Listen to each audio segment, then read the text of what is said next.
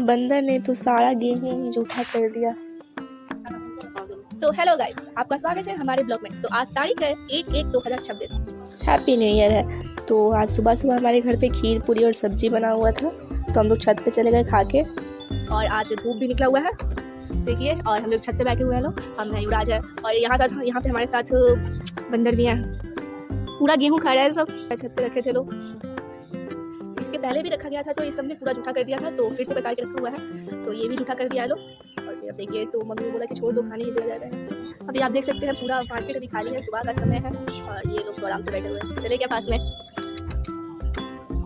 हाय, ओए, पूरा गेहूँ चुन चुन के खा रहा है सब।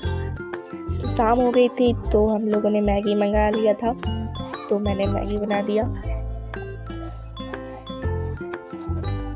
और रात में तो छोला और भटूरा बना था खाने के लिए, तो सबने वही खाया था।